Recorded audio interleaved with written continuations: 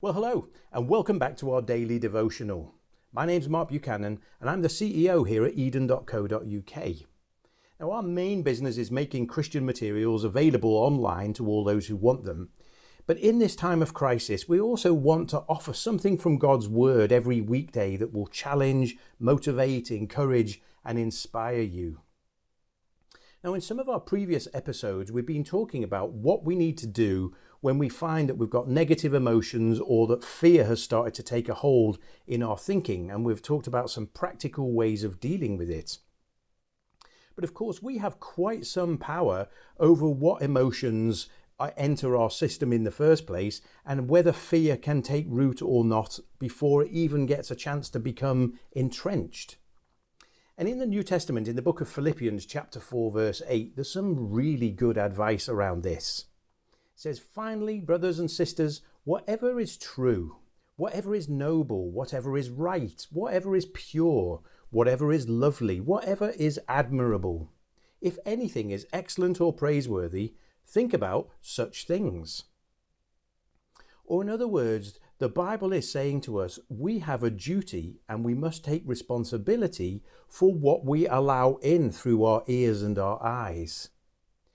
You know, everything that we read, everything that we watch, everything that we listen to is infused with the spirit, the worldview, the philosophy, the psychology, and the emotional state of the person who produced it.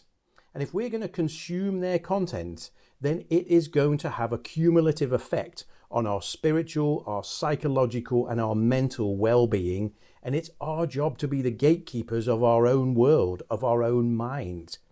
And this verse in Philippians is saying, deliberately prioritize things which are true, which are pure, which are lovely, which are noble and admirable. Sadly, the world's view is that darkness and gloom and doom and bad news sells, so there's a huge proportion of that in the content that we're being offered. And if we, like lemmings, just absorb whatever they put in front of us, that's going to have a really poor negative effect on us. But there's plenty out there that is so positive. The scriptures are full of fantastic psalms, fantastic stories, fantastic testimonies. We've seen God do amazing things in our own lives, haven't we? So let's start retelling those stories. And we've talked about that in a previous episode. Here at Eden, I'm absolutely blown away by what I'm seeing amongst our own staff.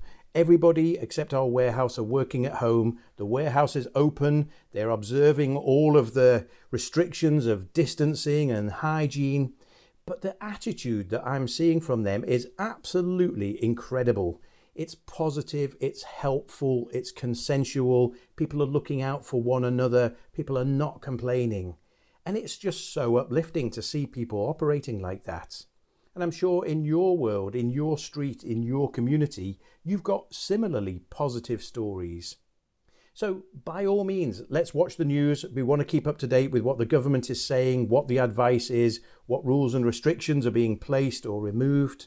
But let's not get drawn into just sitting there absorbing every negative article that they're presenting to us, because that's going to be really bad for our faith, our hope, our optimism.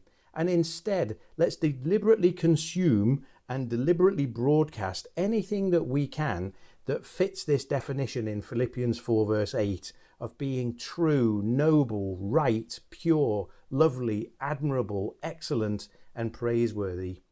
That's going to make it so much easier for the Lord to speak into our world and into our lives. And it's going to be so much harder for the enemy to drag us down to the point that we become paralyzed with fear or anxiety.